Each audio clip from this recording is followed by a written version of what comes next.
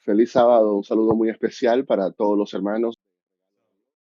Te agradezco infinitamente la oportunidad que me diste al invitarme de poder compartir este tiempo especial con ustedes y juntos animarnos espiritualmente para continuar firme y de pie en medio de las circunstancias en que nos está tocando vivir.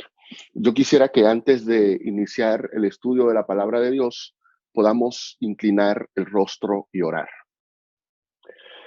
Padre bueno, gracias te damos por darnos la vida, por darnos salud, por darnos esperanza. Ahora que vamos a estudiar tu palabra, queremos suplicarte que nuestros corazones puedan estar abiertos para escucharte, que nuestra alma pueda estar sensible para sentir la influencia de tu espíritu en medio nuestro. Tú conoces, oh Padre Celestial, la vida de todos los que estamos aquí, la vida de los familiares y amigos y relacionados de los miembros de esta iglesia. Tú conoces las circunstancias que nos preocupan, las cosas que llenan nuestras almas de tristeza. Y en este momento, Señor, queremos poner todo en tus manos, porque somos conscientes que a pesar de lo que pueda ocurrir en este mundo, tú tienes un cuidado especial por cada uno de nosotros. En tu nombre te lo pedimos, Señor. Amén. Vamos a abrir nuestras Biblias en el libro de Isaías. Isaías, vamos a leer en el capítulo 8, luego en el capítulo 9. Isaías capítulo 8 y capítulo 9. Pero antes, permítame poner en contexto lo que está tratando de plantear aquí el profeta Isaías. El reino del norte, el reino que ustedes saben que tras la muerte de Salomón, el reino de Israel se dividió en dos grupos, las 10 tribus que quedaron al norte de Israel y las 2 tribus que quedaron al sur, Judá y Benjamín.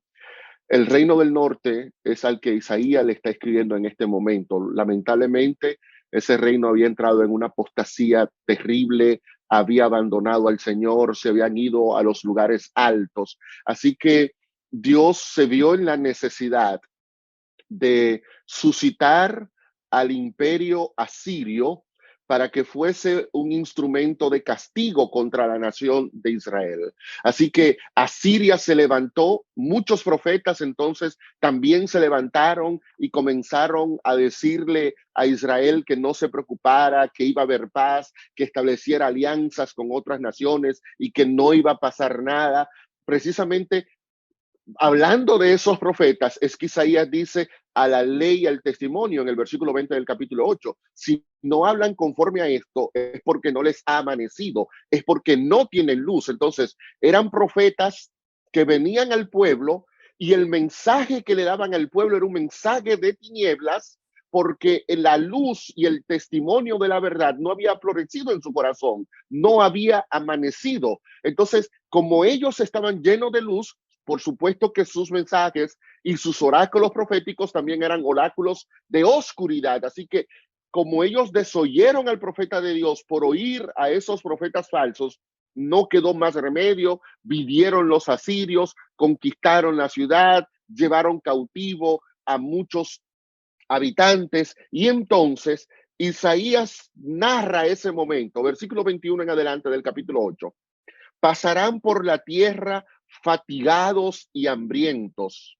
Acontecerá que a causa del hambre se enojarán y maldecirán a su rey y a su Dios, levantando el rostro con altivez, y mirarán la tierra, y he aquí tribulación y tinieblas, oscuridad y angustia, y quedarán sumidos en las tinieblas. Pero el versículo 1 del capítulo 9 dice, mas no habrá oscuridad para siempre. Y esa promesa es maravillosa. El mismo Dios que le está diciendo a Israel, ustedes serán castigados, ustedes tendrán hambre, ustedes pasarán por oscuridad. Yo sé incluso que culparán a su rey. Dirán, el culpable de esto fue el rey que llevó a que la nación se fuera a la apostasía. Peor aún, muchos me culparán a mí, se enojarán conmigo, me maldecirán, porque no entenderán los planes que yo tengo para ustedes en ese momento. Al estar envueltos en oscuridad, llegarán a un punto en que me culparán a mí de todas sus desgracias, pero aún el pueblo culpando a Dios, aún el pueblo estando en angustia, pasando hambre, en tribulación, rodeado de tinieblas, Dios le dice a ese pueblo, en esa condición, no habrá oscuridad para siempre. No habrá oscuridad para siempre. No habrá tribulación para siempre. No habrá hambre para siempre. No estarán separados de mí para siempre. Lo que está pasando en este momento es algo esporádico, muy pronto dejará de ser, la tribulación se convertirá en gozo, el hambre terminará en satisfacción, las tinieblas acabarán en luz. Lo que tú estás viviendo ahora no durará para siempre, no durará para siempre. Y entonces es ahí donde vienen esas promesas maravillosas que registra el versículo 2, vamos a leer el 1 completo y luego el versículo 2. Mas no habrá para siempre oscuridad, porque la que está ahora en angustia, tal como la aflicción que le vino en el tiempo en el que livianamente tocaron la primera vez la tierra de Zabulón y la tierra de Neftalí, pues al fin se llenará de gloria el camino del mar. De aquel lado del Jordán, en Galilea de los gentiles, el pueblo que andaba en tinieblas vio gran luz, y los que moraban en tierra de sombra de muerte, les resplandeció luz sobre ellos.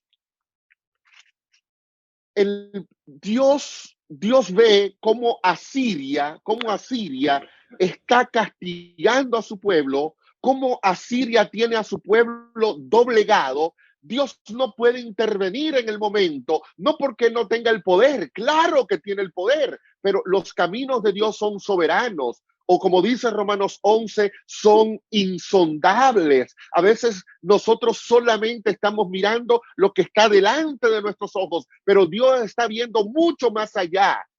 Israel solamente estaba concentrado en la oscuridad, pero Dios está viendo el momento glorioso cuando esa oscuridad desaparecería y la luz resplandecería sobre ellos. Dios está concentrado no en el momento de la tribulación, sino en el tiempo cuando esa tierra quedaría llena de gloria.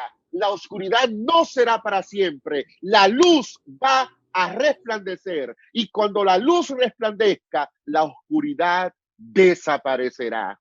Quizás la mejor manera que nosotros tenemos para enfrentar los momentos de oscuridad y de tribulación que nos toca vivir, no porque seamos buenos o malos, o porque estemos en pecado o no estemos en pecado, simplemente son circunstancias de estar en un mundo en rebelión, donde los poderes enemigos de Dios constantemente están ideando planes, creando estrategias para perseguir a su pueblo, y no solamente al pueblo, también para destruir a todos los moradores de la tierra. Y en momentos como eso, nosotros tendemos a concentrarnos en la oscuridad.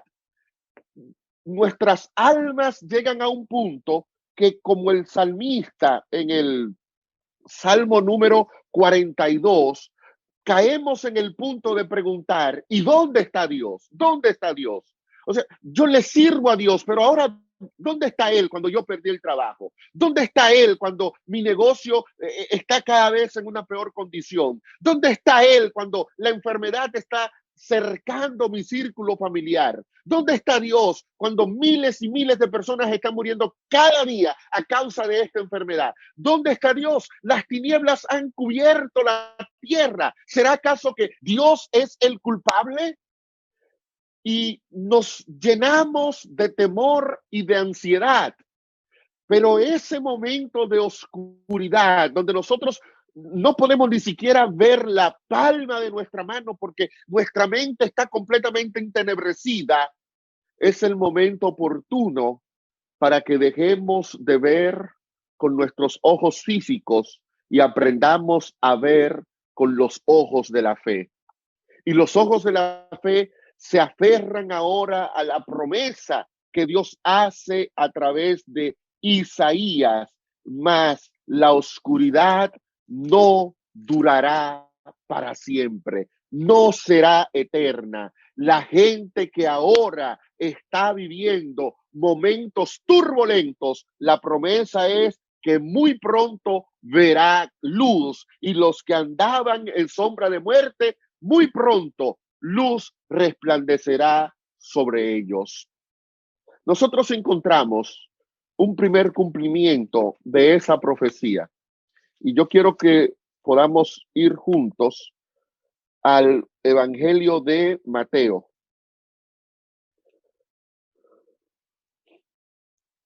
Mateo capítulo 4. Para que veamos una primera parte de cómo se cumplió esa profecía.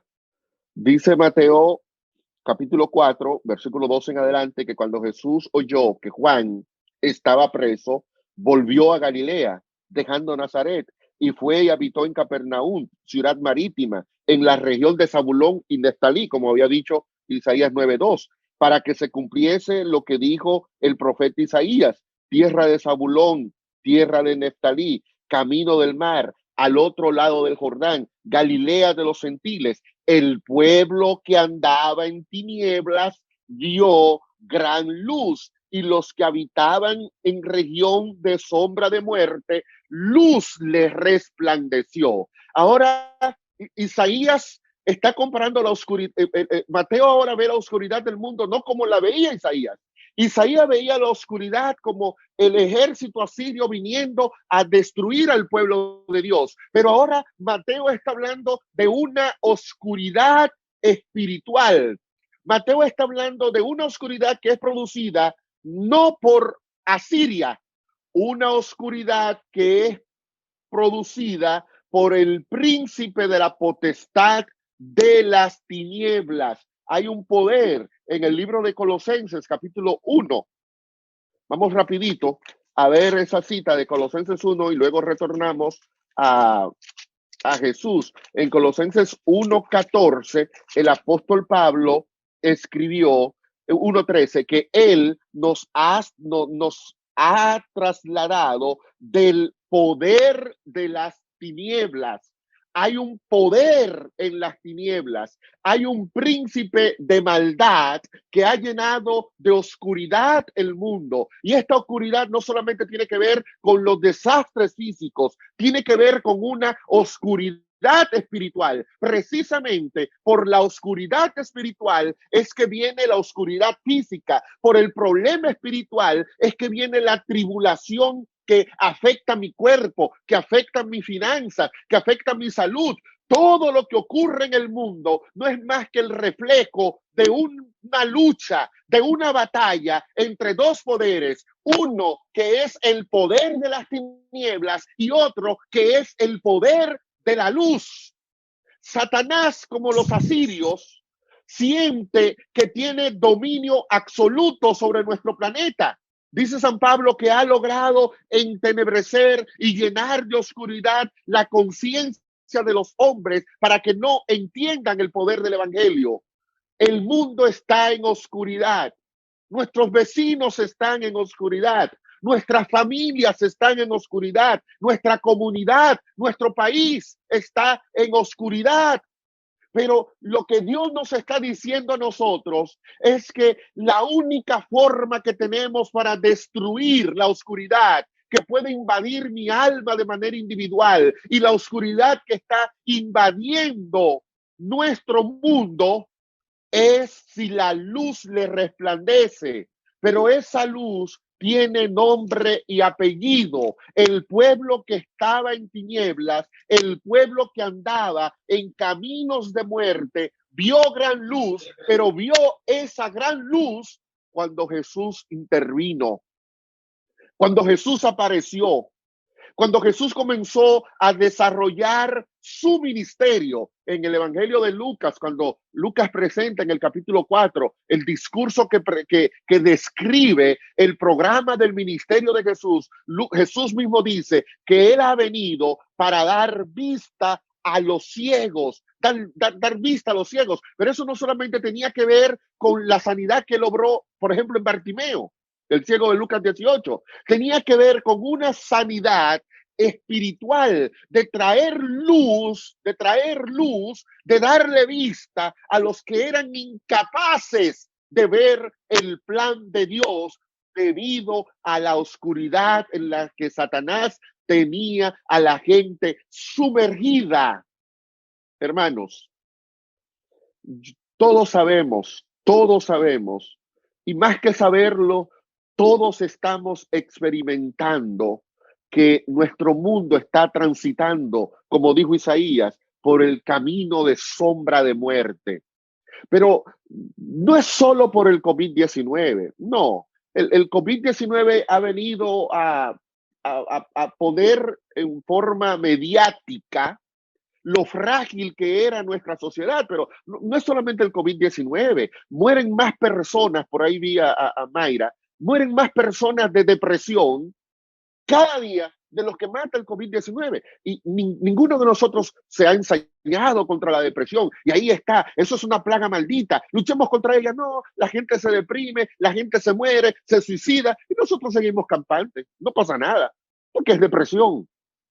Mueren cada día más personas. Al día de hoy, ayer vi las estadísticas, habían muerto más personas por causas de enfermedades cardíacas de lo que ha matado el COVID-19. Pero a nadie se le ocurre presentar que las grandes enfermedades que están afectando al ser humano es una plaga apocalíptica. No, todos nos hemos concentrado en el COVID-19 y está bien, porque el COVID-19 ha sacado a relucir, wow, nuestro mundo no era tan fuerte como creíamos, la tecnología no era tan avanzada como suponíamos, nuestra economía no era tan indestructible como habíamos pronosticado. O sea, el COVID-19 nos ha venido a presentar que todo lo que nosotros creíamos que era grande no era más que un castillo de naipes, que con tocarle una de las cartas se derrumbó. Ha venido a demostrar que en realidad nuestro mundo está cubierto por tinieblas. Tinieblas físicas, tinieblas espirituales. Y yo quisiera, hermanos queridos, que nosotros podamos entender, que nosotros podamos comprender, que podamos asimilar que la única solución a los problemas del mundo, la única solución a la tribulación del mundo, la única solución al hambre del mundo. De paso, mueren más personas por desnutrición y por hambre cada día de lo que está matando el COVID-19. Y la ONU, ayer leí un informe, pronostica por lo menos que 12 países de nuestro planeta vivirán una hambruna terrible, precisamente como resultado de lo que estamos pasando y de la desaceleración de los elementos productivos. Va a haber mucha hambre. El hambre del mundo, la depresión que tiene el mundo, los problemas que están afectando la tranquilidad y que le han quitado la paz al ser humano, todo eso solo tiene una solución, y es que se pueda cumplir la profecía de Isaías 9 y de Mateo 4 en nuestra vida, en nuestro tiempo, y que el mundo que anda en este momento en tinieblas pueda ver gran luz, pero esa luz solamente puede darla nuestro Señor Jesucristo. No hay otra forma. No hay otra solución más que Cristo pueda intervenir y traer luz a los que estamos en tinieblas y traer luz a los que andamos transitando en valle de sombra de muerte y de oscuridad, como dice el Salmo 23. Pero eso que está en Cristo, única y exclusivamente en Cristo. Y Cristo solamente puede darle solución desde dos perspectivas. Dos perspectivas.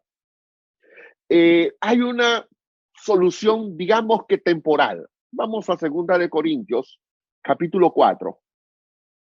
Segunda de Corintios, capítulo 4. Vamos a leer versículo 4 en adelante. La primera solución tiene que ver con lo que Dios puede hacer ahora, en este preciso instante. Dice San Pablo, versículo 4, Segunda de Corintios 2, 4 en adelante. Esto es entre los incrédulos a quienes el Dios de este mundo les cegó, noten, les cegó el entendimiento para que no les resplandezca la luz del evangelio de la gloria de Cristo, el cual es la imagen de Dios. No nos predicamos a nosotros mismos, sino a Jesucristo como Señor y nosotros como nuestros siervos por amor de Jesús, porque Dios que mandó que de las tinieblas resplandeciese la luz, es el que resplandeció en nuestros corazones para iluminación de la gloria de Dios en la faz de Jesucristo. Aquí tenemos la primera opción de la solución divina a los problemas que nos están aquejando. Es una solución condicionada a nuestra experiencia aquí en la tierra. Pablo aquí presenta dos grupos, un grupo que está ciego y un grupo que les ha resplandecido la luz. Los que están ciegos son los que no han recibido el evangelio. Los que tienen luz son los que han aceptado a Jesús. Así que el proceso de oscuridad y tinieblas aquí, Pablo lo enfoca desde dos ángulos. Uno, tinieblas para los que no conocen el evangelio, luz para los que conocemos. Pero Pablo dice también que hay dos poderes operando en esta batalla. Por un lado está el Dios de este mundo, haciendo su trabajo día y noche. Jesús lo comparó como ese ladrón que precisamente cuando el otro está durmiendo, él está trabajando. Satanás no descansa, constantemente anda rodeando el mundo, buscando a quien devorar, buscando la forma de traer más ceguera a la vida de nosotros. Ese es el trabajo de él. Pero Pablo sigue diciendo que ese trabajo tiene una meta: impedir que la luz del evangelio de la gloria de Cristo resplandezca en la gente.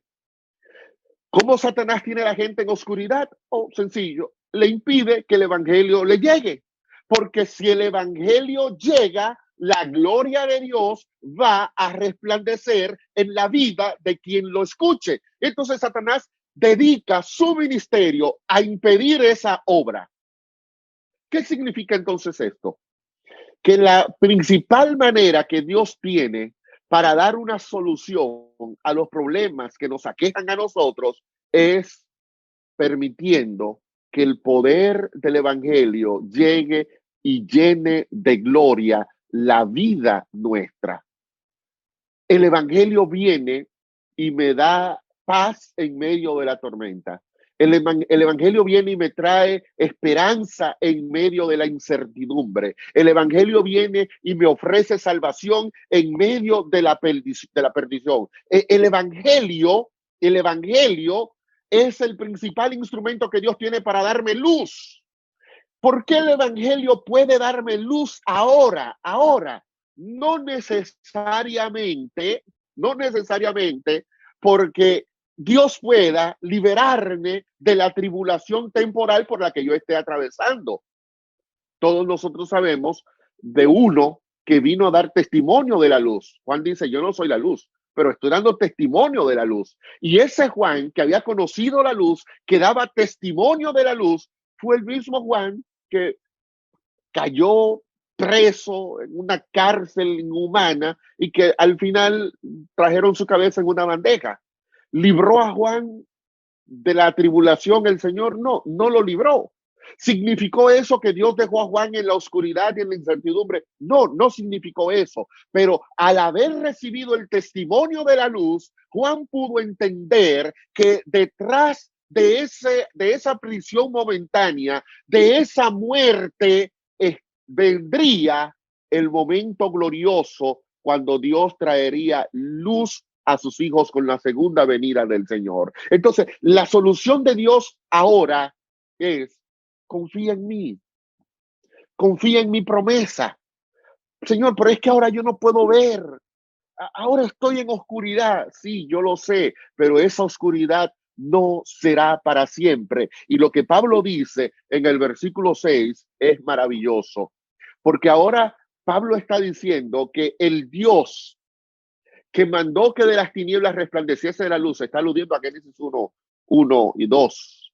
En el principio creó Dios los cielos y la tierra estaba desordenada y vacía, y dijo Dios: sea la luz, versículo 3, sea la luz. En medio de la oscuridad, el poder creador de Dios apareció, y lo que antes era oscuridad se transformó en luz. Lo que Pablo me está diciendo ahora es que el mismo poder que actuó en la creación, el mismo poder que trajo orden al caos de Génesis 1, es el mismo Dios que ahora actúa poderosamente en mí.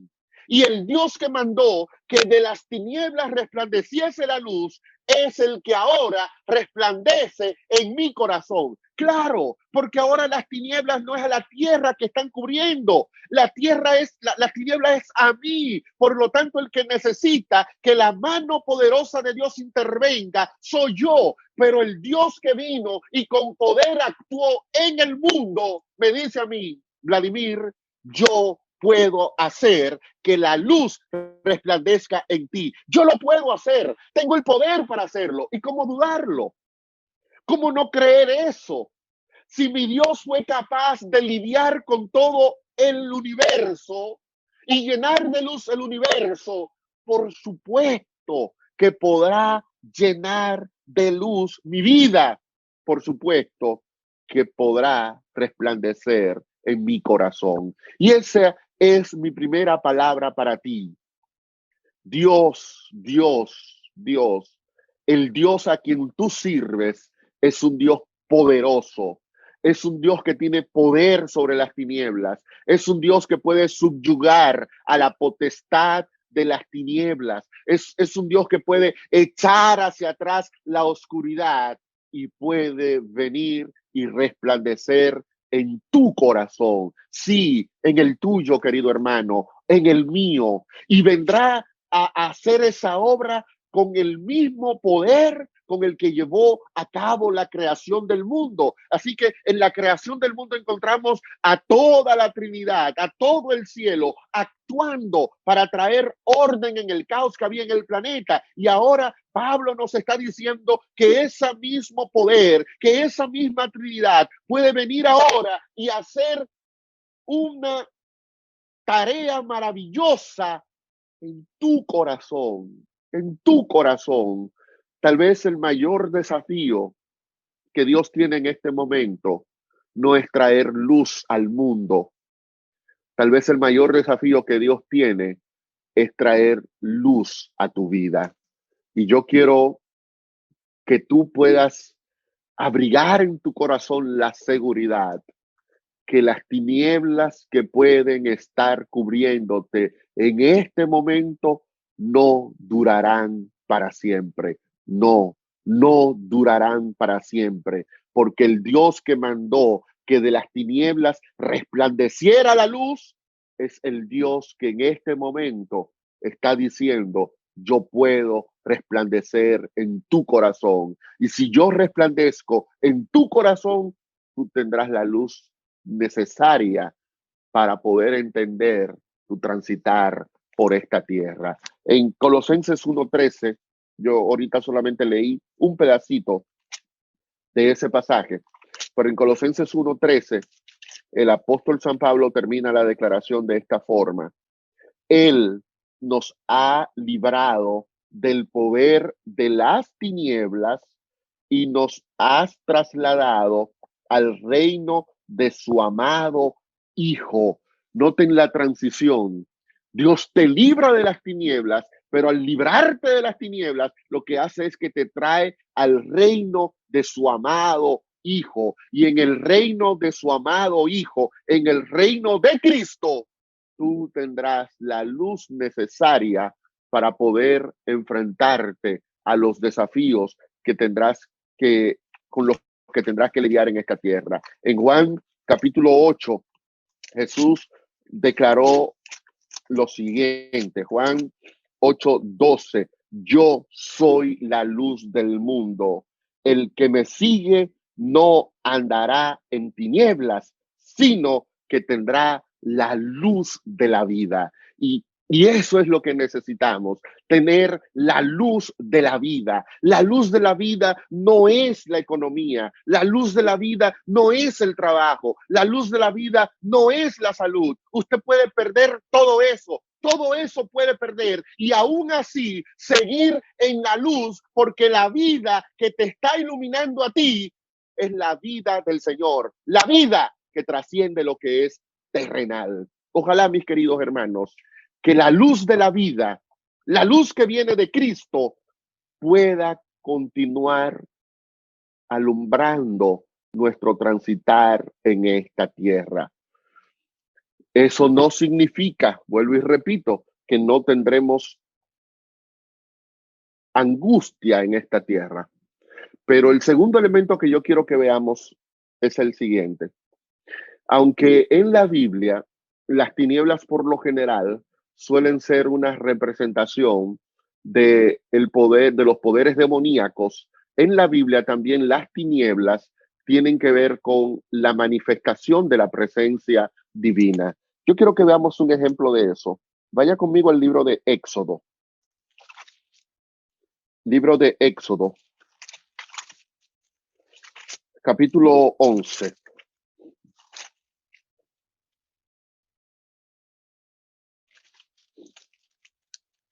No, Éxodo 11 no. Éxodo 13, perdón. Éxodo 13. Éxodo 13. Éxodo 13. Voy a leer en el versículo 20. Éxodo 13, 20. Jehová iba delante de ellos de día con una columna de nubes para guiarlos por el camino. Una columna de nubes. Las nubes impiden la luz del sol. Las nubes traen oscuridad. Pero en esa columna de nube estaba Jehová para guiarlos por el camino. Y de noche la columna de fuego para alumbrarlos a fin de que anduvieran de día y de noche. Pero noten ahora, la misma columna de nube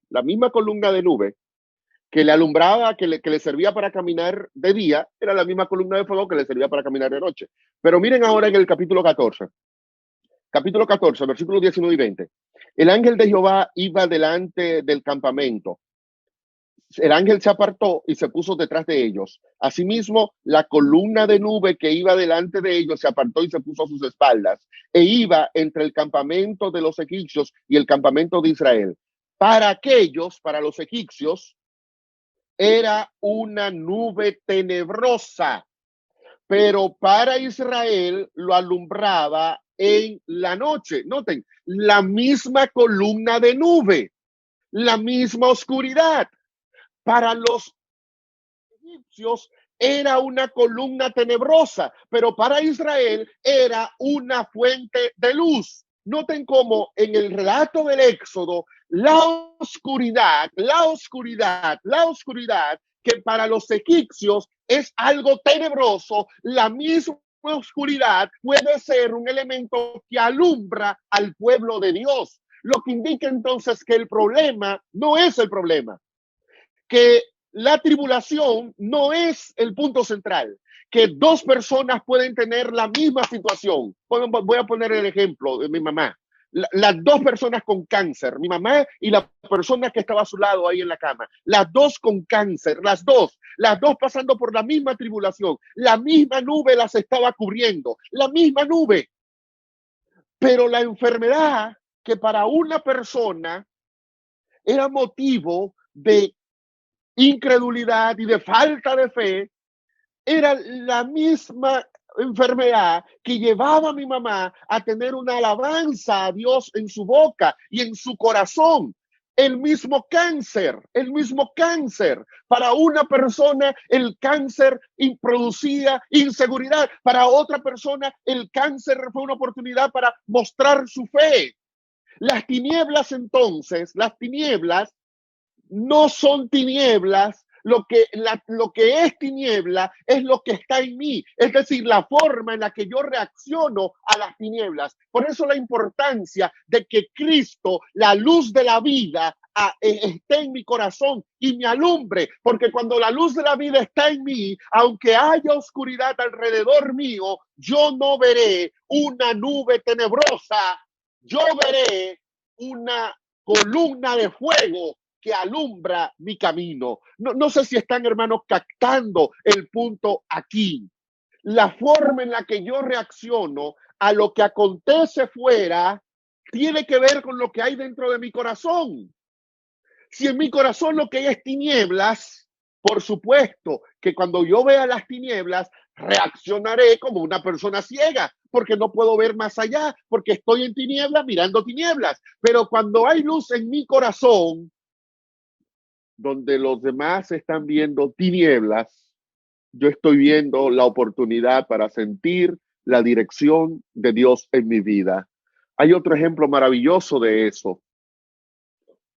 Cuando Jesús murió, ustedes recordarán que tinieblas cubrieron toda la tierra durante 3 horas, desde el mediodía hasta que Él muere.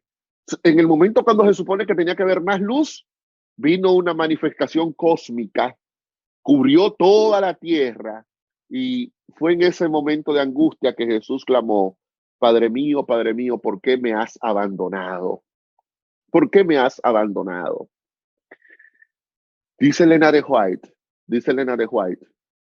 que en esa pesada oscuridad que cubría la cruz estaban el Padre y sus ángeles.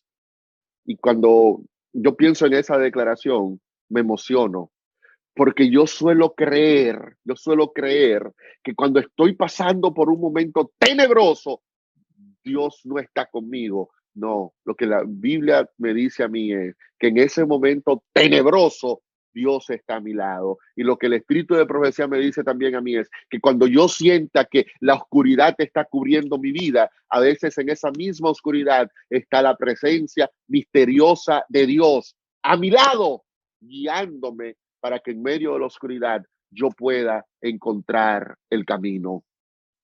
Por supuesto, me anima a saber que Dios ha decidido actuar poderosamente en nosotros para que tengamos luz en medio de la oscuridad.